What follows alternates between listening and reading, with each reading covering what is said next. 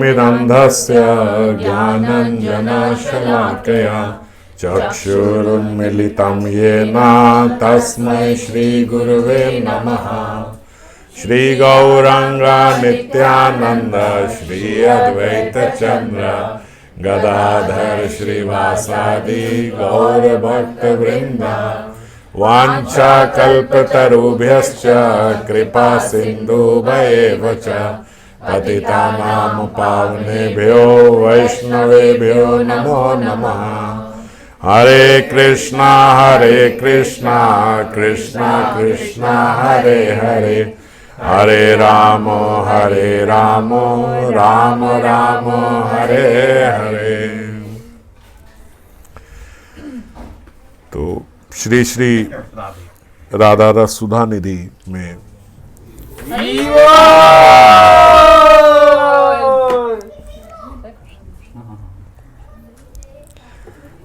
श्रीपाद की अनुभूतियों के माध्यम से और उस पर गुरुदेव के चिंतन पे, गुरुदेव के लीला चिंतन के माध्यम से हम लोग ये रसिक ग्रंथ राधा रस सुधा निधि को समझ पा रहे हैं।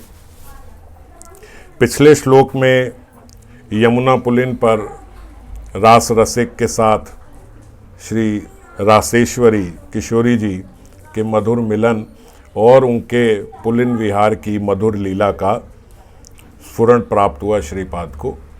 वही स्फुरण की धारा आगे चल रही है और उसी रास लीला का चिंतन करते करते हम लोग इतना विस्तार से चिंतन कर गए कि जो 58वां श्लोक है उसी में हमने 59वां भी कवर कर लिया। जो आज का श्लोक है वो लगभग हमने पहले ही चिंतन थोड़ा उसका चिंतन किया ही हुआ है, तो और थोड़ा आज क्योंकि अब क्रम से चल रहे हैं तो 58 के बाद 59वां लेना जरूरी है, नहीं तो अन्यथा ऐसे पार हो ही गया था। सहसवर मोहन अद्भुत विलास रसोत्सवे विचित्र वर तांडव श्रम जल आद्र गंड स्थलौ तौ वर नागरी कदानुवर नागरी रसिक शेखरौ तौ मुदा भजामि पद लालन ललित वीजनम कुर्वती। श्रीपाद मिलन तो करा चुके, रास आरंभ होने को था, अब उसके साथ सेवा का भी स्फुरण उनके हृदय में। श्रेष्ठ हास्य रस समन्वित मोहन अद्भुत विलास रसोत्सव, सहसवर मोहन अद्भुत विलास रसोत्सव है। जो हास्य रस से मिश्रित, हास्य रस से मिला हुआ आज जो रास उत्सव है उसमें हास्य रस भी प्रकट हो रहा है श्याम श्यामा जी का, और वो उनके विलास को और मोहन अद्भुत बना रहा है। तो उस हास्य रस विलास रसोत्सव में विचित्र तांडव के प्रकट होने से, तांडव हमने पिछली बारी चर्चा करी थी कि तांडव एक नृत्य की, भीषण नृत्य की एक प्रतिक्रिया है, पराकाष्ठा समझ लीजिए। और यहाँ पे जब नृत्य होता है तो बोलते हैं विचित्र तांडव। तांडव जो हम समझते हैं उसमें भी बड़ी बड़ी वैरायटीज़ के साथ और उससे भी भीषण नृत्य। तो तांडव जैसे हमने चर्चा करी थी कि कोई क्रोध में किए हुए नृत्य को तांडव नहीं बोला जाता, बड़ी स्पीड से किए हुए नृत्य को तांडव बोला जाता है। तो विचित्र तांडव के प्रकट होने से जो श्रम हुआ, उस श्रम के कारण जिनके गंड स्थल स्वेदाद्र हो गए, गंड स्थल में पसीना आ गया, स्वेदाद्र हो गए। मैं उन नागरी मणि और रसिक शेखर का पाद सेवन एवं ललित वीजन द्वारा आनंद पूर्वक कब भजन करूंगी। एक बार फिर वही बात आ गई। अगर कोई व्यक्ति ये सोचे, थोड़ा सा सोचो, अगर कोई भक्त ये सोचे कि भैया हमारे पास सिर्फ वीजन सेवा है, बोरिंग सेवा है, सिर्फ वीजन ही करना है, इस पे हालांकि वीजन पे ही हमने कई बार चर्चा करी है। और आज तो देखो श्रीपाद जैसे स्टैंप लगा रहे हैं उस पर कि वो प्रार्थना ही ये कर रहे हैं, मैं उन नागरमणि और रसिक शेखर का पाद सेवन एवं ललित वीजन द्वारा आनंद पूर्वक कब भजन करूंगी। ये ऐसी रसमयी सेवा है अगर कोई ऐसे ही सेवा हो तो कोई क्यों उसकी प्रार्थना करेगा।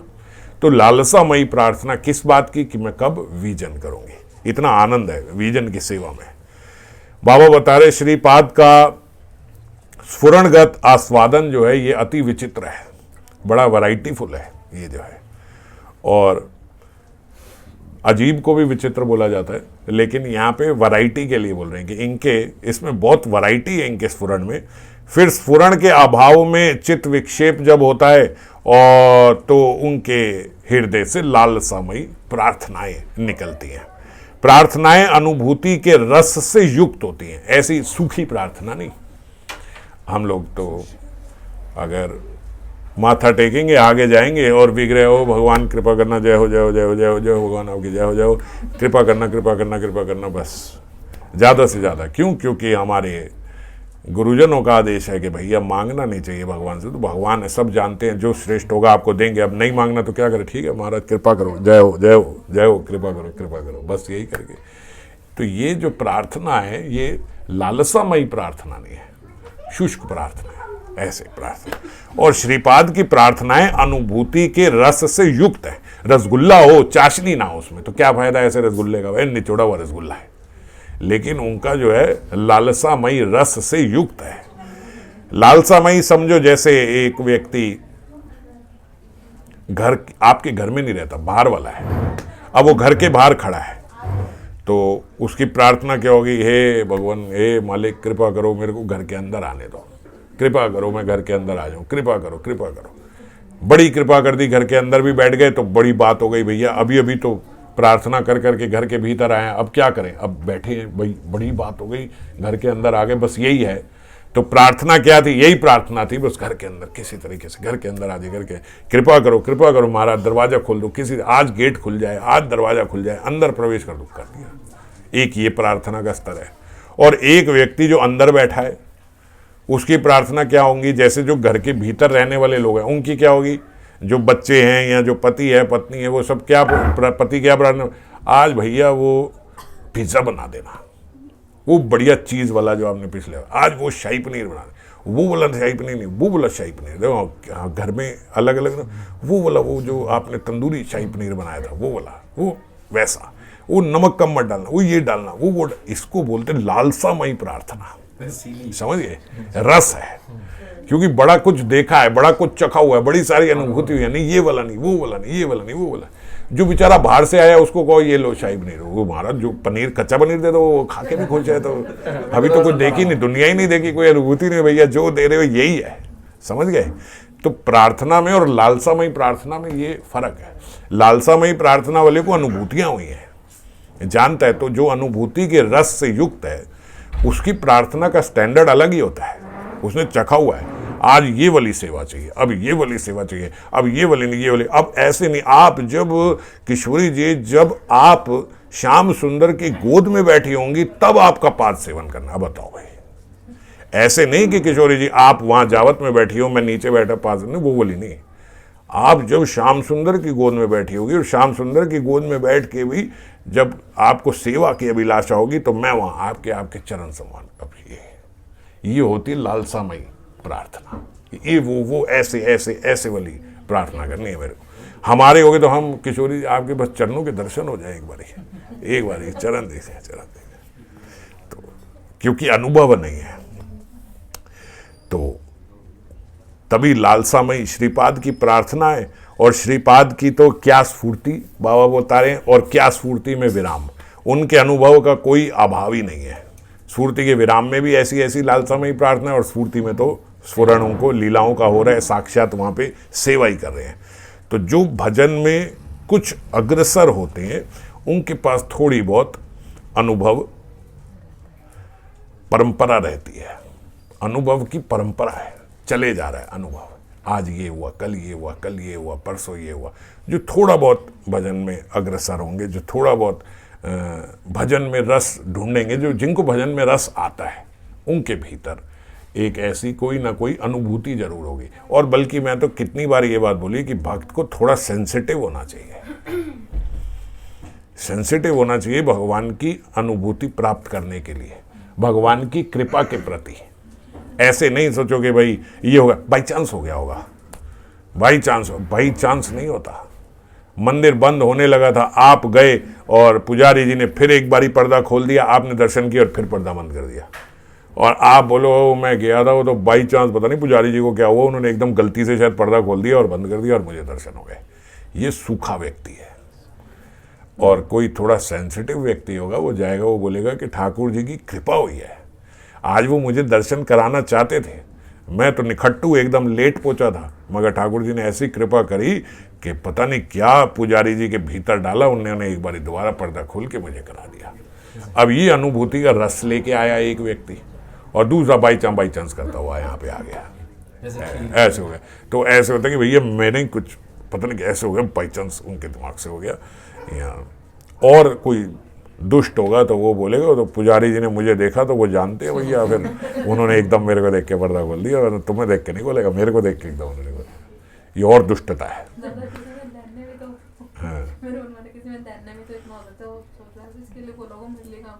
हाँ, ये भी हो सकता है। तो अगर ये भी हो कि इसके लिए खोला है तो भी अनुभूति है, ये भी अनुभूति है। मेरे साथ नहीं, इसके साथ हो गई। तो अनुभूति का रस तो उनके भीतर आया ना, ये तो जान रहे हैं कि अनुभूति है। और नहीं तो शुष्क व्यक्ति और अहंकारी व्यक्ति तो अलग अलग प्रकार से चिंतन करते हैं संसार का भी, और फिर संसार से ही संसार का ही चिंतन भगवत प्रदेश में भी उनका चला जाता है। और जो भक्त है उसका भगवत चिंतन जो है वही संसार में भी आ जाता है, उसको संसार में भी हर जगह भगवान की अनुभूति दिखती है। वो देखता है ये इसने किया, ये भगवान ने कराया होगा, ये इसने मेरे साथ अच्छा किया, भगवान ने इसके भीतर डाला होगा, इसने मेरे साथ बुरा किया, ठाकुर जी ये करवाना चाहते होंगे इसने, वरना इसने क्या किया। तो उसका भगवतीय चिंतन संसार में आ गया, और संसारी जीव का संसारिक चिंतन भगवतीय अनुभवों में भी चला जाता है, और वो अनुभव से बेचारा सूखा रह जाता है। बारिश तो हो रही है लेकिन वो एकदम सूखा है, वो जिंदगी भर ऐसे ही सोचता रहा, ऐसे बाई चांस हो गया होगा। तो जो भक्त हैं वो अगर उनके भीतर ये अनुभव नहीं होगा तो बाबा बोल रहे बिना अनुभव के क्या लेके रहेगा, क्या उसको अग्रसर करेगा, क्या उसको पीछे धक्का देगा, क्या उसको इंस्पायर करेगा इस पथ पे आगे बढ़ने का। अगर कोई अनुभूति नहीं हो रही तो क्या मोटिवेशन होगी उसके पीछे कि आगे बढ़ना है। ये अनुभूतियां जो हैं यही मोटिवेशन है हमारे भीतर। अगर हमारे साथ नहीं हो रही तो जो हमारे साथ वाले के साथ हो रही है वो भी मोटिवेशन है। एक पथ पे हम दोनों चल रहे हैं, अभी मुझे नहीं मिली लेकिन उसको प्राप्त हो गई है, तो मोटिवेशन तो है ना कि इसका मतलब होती है, इसको हो रही है, एक दिन मुझे भी होगी। तो इस प्रकार से अनुभूति होना, अनुभूति का आस्वादन करना, या जिसको अनुभूति हुई है उसका संग करना, ये अति आवश्यक हमारे लिए। श्रीपाद तो महाभाव राज्य में ही है और उनका स्वरूपावेश स्वाभाविक है, इसमें कोई उनमें बीच में जो रुकावट आती है वो केवल उनकी प्रार्थनाओं के लिए ही है। हम लोग अनुभव नहीं है तो भी अनुभव प्राप्त करने के लिए प्रार्थना करें, वही हमारे लिए, हमारी लालसामयी प्रार्थना वही होगी कि हम इन अनुभवों को पढ़ के इन अनुभवों को पाने की प्रार्थना करें। तो थोड़ा रस तो आया ना, समझ गए। अपने में रस नहीं है कोई बात नहीं, साथ वाले रसगुल्ले में जिसमें रस है उसी के बाउल में घुस जाओ। एक रसगुल्ले में रस है, वो थोड़ा सा निचोड़ा तो दूसरे रसगुल्ले में भी वही रस आ जाएगा कि नहीं आ जाएगा। तो इसीलिए मान लो अपना अनुभव नहीं है तो जो अनुभवी हैं उनके अनुभव में गोता लगा लो तो भी अनुभव प्राप्त हो जाएगा। तो इस श्लोक में जो उनको लीला स्फूर्ति हुई उसमें रास नृत्य आरंभ हुआ है। मंडली बंधे गोपीगण करेन नर्तन, मध्य राधा सह नाचे ब्रजेंद्र नंदन। जो मंडली बंधे गोपीगण करेन नर्तन, सारी जो मंडली आसपास गोलाकार बन गया और बीच में उनके मध्य राधा सह नाचे ब्रजेंद्र नंदन, और उनके साथ ब्रजेंद्र नंदन नाच रहे हैं। आज का जो रसोत्सव है वो सहस्वर मोहन अद्भुत विलास है। सहस्वर मतलब इसमें हास्य रस से युक्त है ये जो आज का है, इसीलिए मोहन अद्भुत है।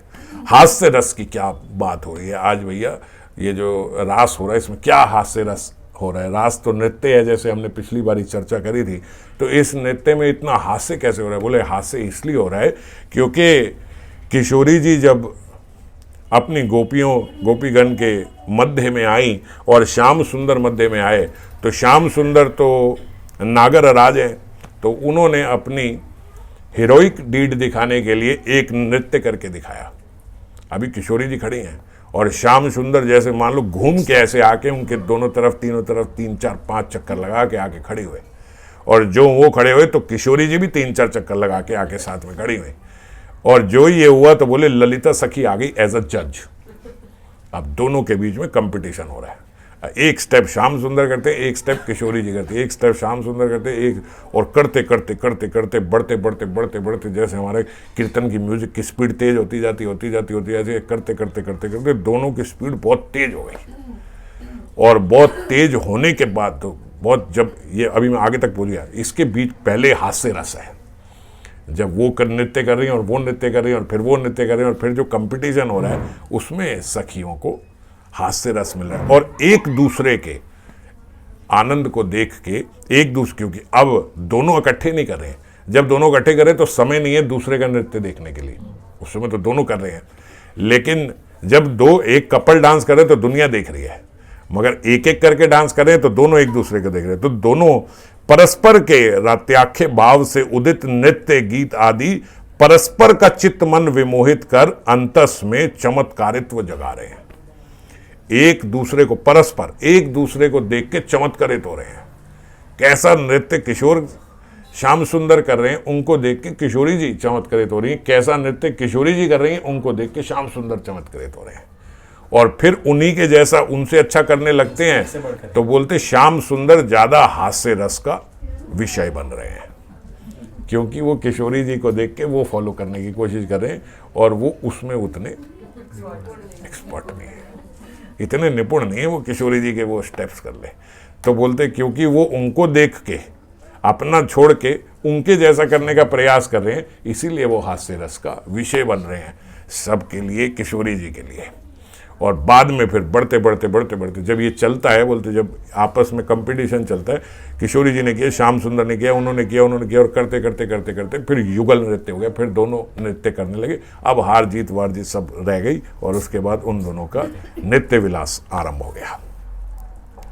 तो रास लीला रास नायिका ब्रज बालाओं के चित्त को भी मोहने वाली है। हमने पिछली बारी चर्चा करी थी कि श्याम सुंदर के चित्त को मोहने वाली है, तो इस बारी हम इनके नृत्य को देख के ये कह सकते हैं कि रास लीला जो है, रास नायिका भी और ब्रज लीलाएं जितनी रास नायिकाएं वो सब ब्रज बालाओं के चित्त को मोह लेने वाली है। इतना मोह लेने वाली है कि बोलते जब उत्कट विरह में, जब माथुर विरह हुआ था, जो सुदूर प्रवास जिसको हम बोलते हैं, जब भगवान मथुरा की ओर गमन कर गए थे, तब भी जब उद्धव जी आए तो उद्धव जी से गोपियों ने और कोई बात ना पूछ के सबसे पहले यही पूछा, हे राजदूत, तुम्हारे प्रभु नागरियों को पाकर, जो मथुरा की नागरियां हैं, अब तो क्योंकि ब्रज की जो नागरियां हैं, जो गोपीगण है, वो बोलती भैया हम तो गांव की गवार नागरियां, अब उनको वहाँ पे तो शहर की बड़ी बड़ी हीरोइन मिल गई, अब तो मथुरा की शहर की लड़कियां मिल गई। जैसे कोई गांव में रहता हो तो गांव की उसकी पत्नी कहेगी भाई अब तुम मेरी और कहाँ देखोगे, पत्नी गर्लफ्रेंड वो कही मेरी और कहाँ देखोगे, अब तो तुम्हें शहर की लड़कियां दिखती होंगी, अब तो तुम उनके साथ रहते होगे। मान लो कोई लड़का है, उसका एक लड़की से यहाँ अफेयर है, अब हायर स्टडीज़ के लिए वो बाहर शहर में चला जाता है। आप लोग शहर में हो, आप अब्रॉड सोचो, जो गांव वाला है वो शहर में आ जाता है, तो जब शहर में आ जाता है तो उसकी गर्लफ्रेंड क्या, अब तो तुम भैया यूनिवर्सिटी में वहाँ तो एक से एक शहरी लड़की होगी, हम तो अलड़ गवार, हमारे से अब तुम क्यों करोगे। तो ऐसे ही जो ब्रज की ब्रजांगनाएं हैं वो बोलती तुम्हारे प्रभु, उद्धव को बोल रहे हैं, जो उद्धव है, तुम्हारे प्रभु तो मथुरा नागरियों को पाकर हम लोगों को निश्चय भूल गए होंगे, पर जिन रातों में रास क्रीड़ा हुई थी उन रातों की बात भी क्या वो भूल गए, ये बताओ। क्योंकि उन्हें पता है ये खास बात है, अभी भी उनके भीतर रास लीला का जो चमत्कारित्व है वो जानते हैं कि रास लीला से जो चमत्कारित्व श्याम सुंदर के हृदय में भी आया था वो शायद वो ना भूल पाए। जब शरदीय पूर्ण चंद्र के उदय होने से जो यमुना नदी है, यमुना नदी का वर्ण जो है वो काला है, यमुना नदी का कृष्णांगी बोलते हैं, तो कृष्ण के वर्ण की है, कृष्ण वर्णा है जो यमुना जी है, पर असित वर्ण है। पर उस दिन यमुना के काले जल में भी कमल कुमकुम आदि शुभ्र वर्ण के, सफेद रंग के कमल और जो लिलीज हैं जो, वो इस प्रकार से जलज कुसुमावली विकसित होने से और उनके भीतर एक बोलते जैसे फेन बन जाती है, जैसे झाग बन जाती है सफ़ेद रंग की, जब अति हर्षित हुई यमुना जी जो है, जैसे सागर में हम देते हैं ना जोर की लहरें आती हैं तो आगे झाग बन जाती है, उस समय एकदम वाइट वाइट हो जाता है। तो ऐसे बोलते उस दिन चंद्रमा के उदय होने से और श्याम सुंदर के वंशी वादन से, किशोरी जी की वीणा से, उनके नुपुरों से, जो ब्रजबालाएं थीं उनके जो हाथ में कंकड़ थे उनकी आवाज़ से, उनकी ध्वनि से, जितनी विविध प्रकार की वाद्यन जो हैं वो विविध प्रकार के वाद्यन को भी फीका कर देने वाली, इवन जो उनके कानों के कुंडल थे, वो कानों के कुंडल भी बोलते जब सबरी गोपियां भाग रही थी तो कानों के कुंडल भी इतनी सुंदर ध्वनि कर रहे थे, और उनके जो कटी की किंकणी है ये सब मिलके ऐसी सुंदर ध्वनि कर रहे थे कि यमुना जी के भीतर भी जैसे सागर में उफान आता है ऐसे यमुना जी में भी उफान आ रहा, और वो झाग से और सफ़ेद कमल से उनके जो काला वर्ण है वो पूरा सफ़ेद हो गया। यमुना जी भी मानो गंगा बन गई उस समय, एकदम उज्जवल, वो दूध सी यमुना नदी हो गई। और जो आसपास की जो यमुना नदी के पास की बालू है वो यमुना पुलिन की बालू राशि भी एकदम चूर्ण की तरह शुभ्र कोमल और सुगंधित थी, वो भी सफ़ेद रंग की हो गई। जैसे हमने नहीं, ये गंगा के किनारे पे तो देखा है ना जब हम वहाँ गए थे ऋषिकेश, कैसे सफ़ेद रंग की बालू होती है, तो ऐसे सफ़ेद रंग की बालू यमुना जी में, यमुना जी खुद भी सफ़ेद हो गई, और जो देवी देवता थे वो जो रासलीला का दर्शन कर रहे थे तो उन्होंने भी शुभ्र सुगंधित कुसुम राशि रासथली में डाली, तो मानो रासथली की एक सफ़ेद चादर बन गई। और चंद्रमा तो पूर्ण चंद्र है, तो पूर्ण रूप से हर चीज वहां पे एकदम सफ़ेद हो गई, समझ गए। उनकी रासस्थली सफ़ेद हो गई, बालू सफ़ेद हो गई, यमुना सफ़ेद हो गई, सारे उसमें पुष्प जो थे वो उन्होंने सफ़ेद डाले थे, और एकदम खुशबू से महक रही है, क्योंकि स्वर्ग लोक के उन्होंने वहाँ पे उस समय पुष्प डाले। एक पुष्प जो स्वर्ग लोक में इंद्र के पास है परिजात का वो परिजात के वृक्ष का बोलते हैं, अगर एक पुष्प इस समय यहाँ पे आ जाए तो ये ब्रह्मांड सुगंधित हो जाए एक पुष्प से, ऐसी सुगंध है उसकी। वो परिजात के पुष्पों की उस समय वर्षा हो रही थी यहाँ पे जब रासस्थली थी, तो रासस्थली पूरी शुभ्र वर्ण की हो गई। तो जो अब ब्रजबालाएं हैं, ब्रज सुंदरियाँ हैं, वो पूछ रही हैं उन्हें, आपके जो श्याम सुंदर हैं वो उस परम सुखद रास लीला की बात क्या तुम्हारे प्रभु को याद है? ये भी भूल गए वो उद्धव जी, ये भूल गए कि भैया उनके बारे में क्या बताऊं। जब उद्धव जी ने ये बात सुनी कि ऐसी रास लीला हुई थी, तो उद्धव जी तो उस रास लीला में खो के वो बात भूल गए कि क्या उनके बारे में क्या बोलूं क्या ना बोलूं। अभी तो अब उद्धव जी चमत्कृत है, अभी तो किशोरी जी, श्याम सुंदर, ब्रजबालाएं तो चमत्कृत होती है, रास लीला की बात सुन के उद्धव जी भी अभी चमत्कृत हैं।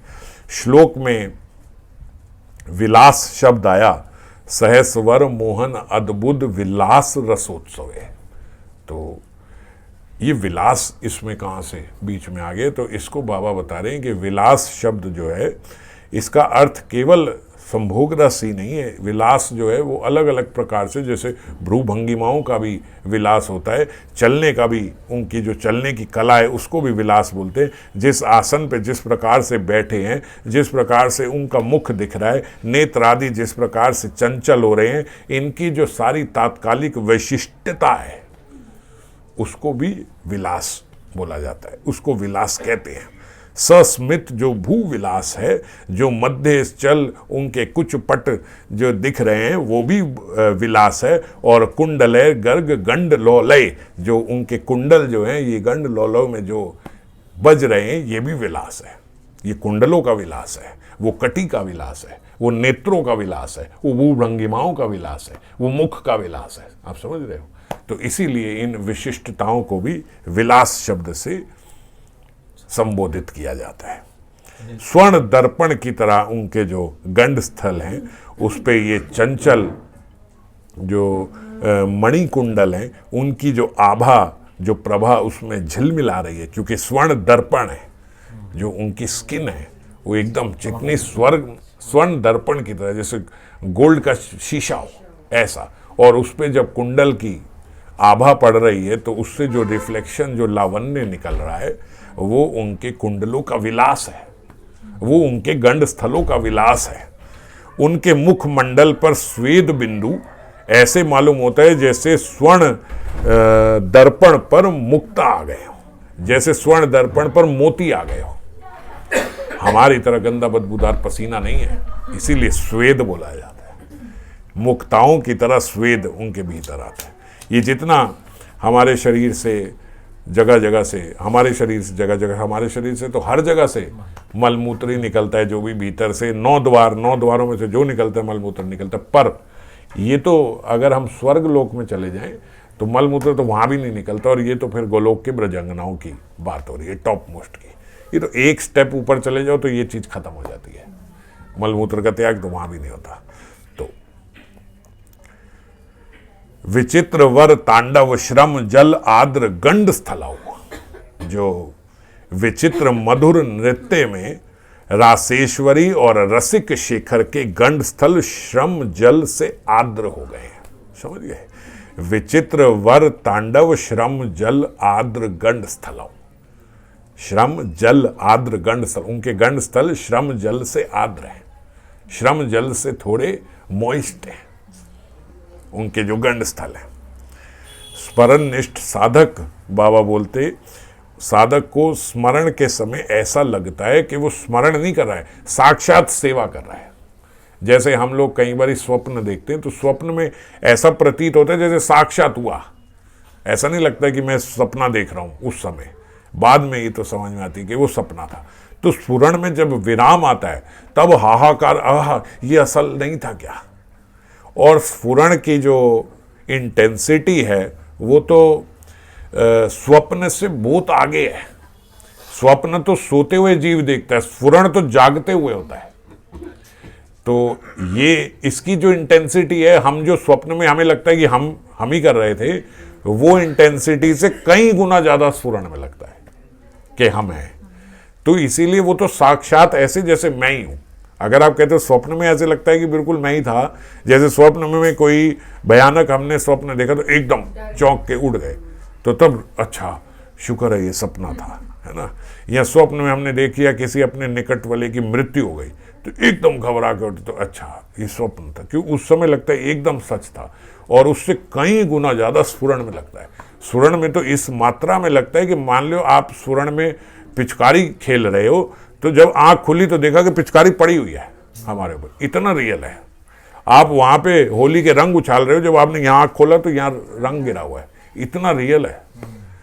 तो इसीलिए हाँ एकदम ऐसा रियल। वही वो जो नरोत्तम दास ठाकुर हैं, वो स्मरण कर रहे हैं, दूध दे रहे हैं तो दूध में स्मरण करें, अभी दूध तो गर्म है, ठाकुर जी को स्मरण में दूध दे रहे हैं, स्मरण करें ये दूध ठाकुर जी को दिया, नहीं ये तो गर्म है, उंगली डाल के देखो, उंगली डाला गर्म, हाँ जैसे ही उंगली डाल के देखा तो गर्म दूध से स्फुरण खत्म हो गया और उंगली जल गई।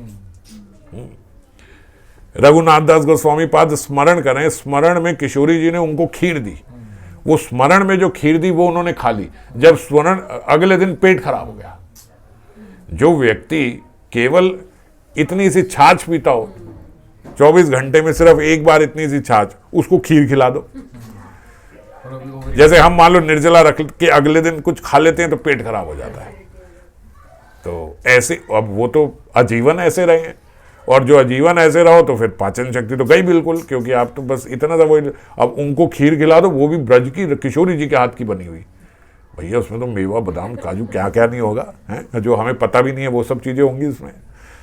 तो वो वाली खीर उन्होंने खा ली। अगले दिन वैद आया, वैद ने कहा भैया इन्होंने चावल खाए। महाराज गाँव वालों ने बोला कमाल कर, ये कहाँ कुछ खाएंगे, इनको तो हम देते हैं तो इतनी सी छाछ पीते हैं, ये कहाँ से खाएंगे। वो कहते हैं इसने चावल खाए। वो कहे हो ही नहीं सकता इन्होंने चावल। उन्होंने कहा, वो हाथ डाल के अंदर से निकाल दिए, ये लो ये चावल खाया इन्होंने। तो रघुनाथ दास गोस्वामी पाद, वो तो स्मरण में किशोरी जी ने खीर दी थी। तो समझ गए स्मरण जो स्फुरण जो है वो कितना रियल है, वो रियल ही है। अब इसको थोड़े ना बोलोगे कि भैया सपने की तरह, आप समझ गए इंटेंसिटी रियल ही है, हो ही रहा है यहाँ पे। पर वो तो बस ऐसे समझ लो कि जब स्फुरण हटा तो वापस यहाँ आ गए, ऐसा होता है स्फुरण हटा।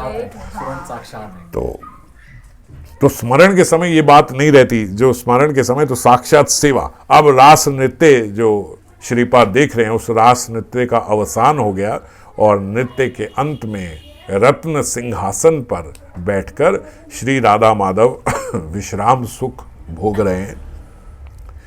किंकरी के रूप में श्रीपाद अपने मन में परम आनंद लिए। आनंद तो हुआ, बहुत हुआ, जब रास उत्सव हुआ तो उस परम आनंद को लिए रसिक शेखर और नागरी मणि के श्री चरण दबा रहे हैं। यही उन्होंने प्रार्थना करी थी कि आपके पाद सेवन करते हुए मैं विजन करूं, तो उनके चरण दबा रहे हैं। और चरण के साथ क्या करें, भजामी पद लालनाथ ललित वीजनम कुर्वती। तो लालन का मतलब क्या है, लालन करने की, भजामी लालनाथ ललित वीजनम कुर्वती। लालनाथ मतलब के बड़े स्नेह के साथ, लालन पालन बोलते हैं, इसका लालन पालन कैसे किया, तो लालन मतलब बड़े स्नेह के साथ, अति स्नेह पूर्वक उनकी सेवा करें। पाद पद्मों के संवाहन रस माधुर्य की लालसा से विपुल उत्कंठा लिए इतना समय बीत गया। अब जो इतना समय बीता, इतनी उत्कंठा थी कि मैं उनके पाद सेवन करूं, मैं उनके चरण दबाऊं, और वही चरण आज अपने वक्षों पे रख के जब दबा रहे हैं श्रीपाद, तो उसका इसीलिए आनंद विभोर होकर बड़े लालन के साथ आत्महारा होकर वो दबा रहे हैं। और किंकरी की जो ये उनके जो किंकरी के हृदय में जो स्नेह है, उनके स्नेहपूर्ण पाद संवाहन से जो श्याम सुंदर और किशोरी जी हैं, बोलते युगल की आंखें भी आधी खुली और आधी बंद हो गई। जब अति आनंद हो तो आंखें एकदम ऐसे हो जाती नशे में, आधी खुली आधी बंद। और ये किससे हो गई, उनके स्नेहयुक्त पाद सम्मान से। हम ये चर्चा करते हैं ना भैया, श्याम सुंदर और किशोरी जी तो भावग्राही हैं, तो जिस भाव से वो पाद सम्मान करें, वो भाव उनके भीतर प्रवेश कर रहा है श्री युगल के, और आंखें आधी खुली आधी बंद। किंकरी के आनंद की आज सीमा नहीं है कि उनके आनंद से जब शाम, अब देखो ये वाइस वर्सा है, जो मंजरी है उसका आनंद किशोरी जी फील कर रही हैं, और किशोरी जी को जब आनंद होता है तो 100 गुना आनंद किशोरी जी का मंजरी को होता है। तो मंजरी जो है किंकरी, वो भी उसके भी आनंद की सीमा नहीं रही। तो सारा माहौल एकदम आनंदमयी ऐसा चल रहा है, और सहसा स्फूर्ति में विराम आ गया। अब पीड़ा समझो क्या पीड़ा होगी जब ऐसा ही इतने आनंद वर्षा हो रही है और स्फूर्ति में विराम आ गया। तो श्रीपाद हाहाकार करके बोल रहे हैं, तुम दोनों की वो चरण सेवा और पंखा करने का सौभाग्य मैं कब प्राप्त कर धन्य होऊंगा, कब मैं वो सेवा कर पाऊंगा। तो अगले श्लोक में फिर चर्चा करेंगे जो फिर वहाँ से होगी। अभी फिलहाल तो